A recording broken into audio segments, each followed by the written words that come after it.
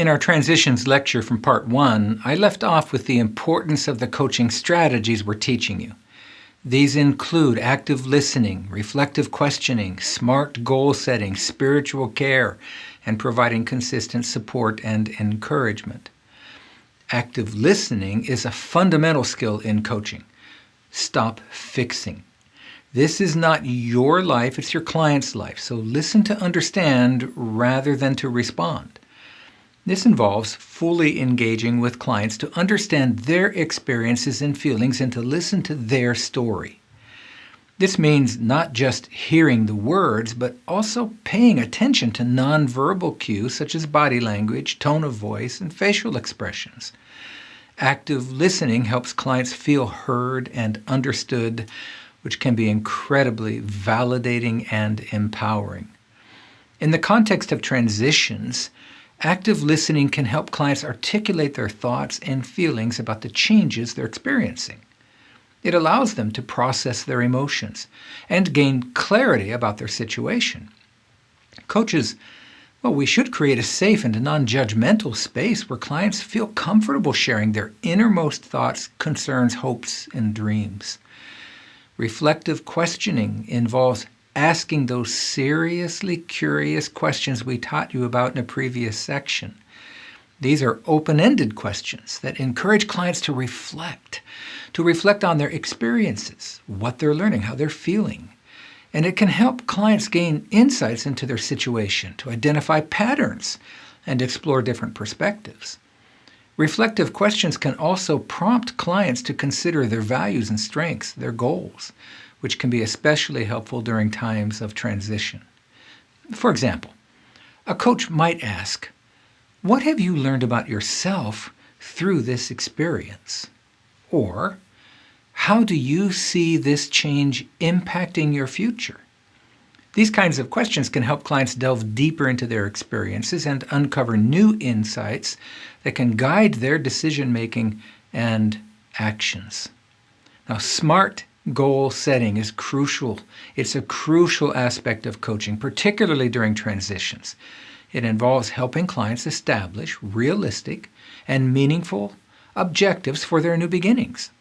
Setting goals provides clients with a sense of direction and purpose, which can be incredibly motivating and empowering if they learn to follow an action plan. Coaches should work with clients to create SMART goals, which are specific, measurable, achievable, relevant, and time-bound. This involves breaking down larger goals into smaller, manageable steps and creating a clear action plan. Coaches should also help clients identify potential obstacles and develop strategies to overcome those obstacles. For example, you and your client must learn to take on big, long-term goals and break them down into manageable pieces, bite-sized pieces. A client may have a goal, for example, of writing their thesis for their doctoral program. Now, this is a big project, a project that might involve 100 pages of writing based on research. To say, "I want to complete my doctoral dissertation in three years is not adequate. A SMART goal would say that, but would go on to state, "During the next 90 days, I will complete 8 pages toward my written thesis." Now, there's 12 quarters in 3 years. At 8 pages per quarter, that will translate into completing a 100-page thesis within the time frame desired to accomplish the goal. SMART. Providing consistent support and encouragement is essential for helping clients through challenging transitions. This involves being there for clients, offering them positive reinforcement, and celebrating their achievements with them. Support and encouragement can help clients build confidence and give them resilience, enabling them to navigate transitions more effectively and more confidently. Coaches should also help clients build a support network. That should include friends and family and other resources. This can provide clients with additional sources of encouragement and assistance as they navigate through their transitions. In Christian coaching, the spiritual aspects of transitions are particularly important. Encouraging clients to lean in on their faith and trust in God's plan, it can be incredibly powerful.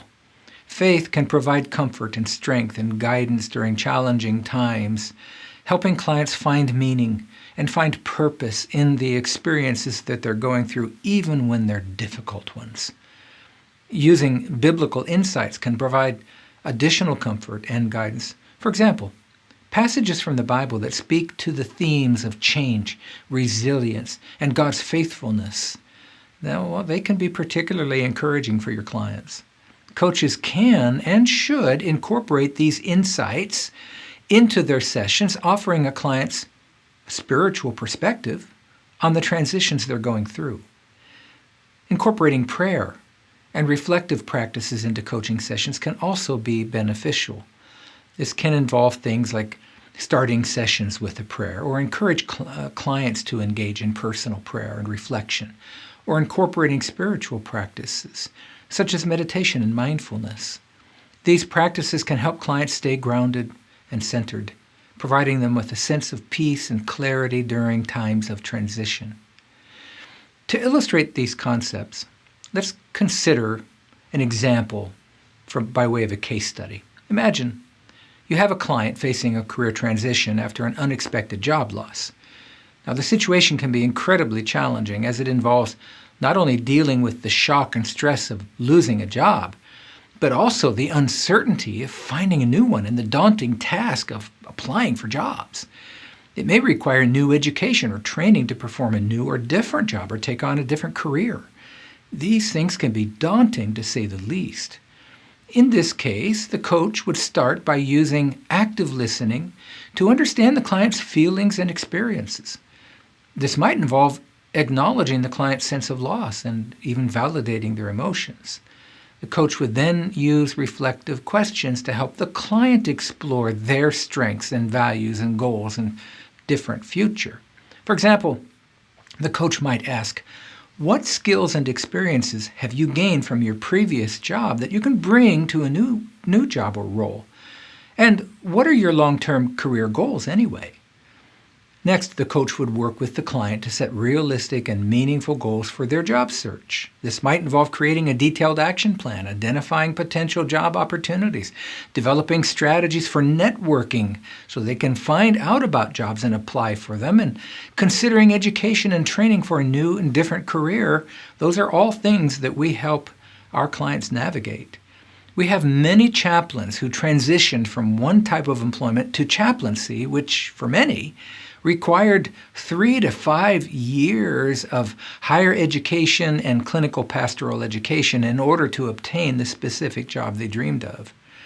As coaches, we provide ongoing support and encouragement, helping the client stay motivated and focused on continuous forward progress. Incorporating the spiritual aspects of coaching, the coach might encourage the client to lean on their faith and trust in God's plan. Sometimes, instead of yes, his answer to prayer is no, or not yet. Our coaching could involve discussing relevant biblical passages or stories, engaging in prayer, and encouraging the client to reflect on how their faith can provide strength and guidance during this challenging time, and encouraging them to trust God. Now, in conclusion, understanding and navigating transitions is a crucial aspect of life coaching. These periods of change can bring about significant challenges and opportunities for personal growth and development, and you will encounter more clients who are going through a transitionary period of one kind or another than probably any other client that you'll experience or work with. So pay attention to transitions.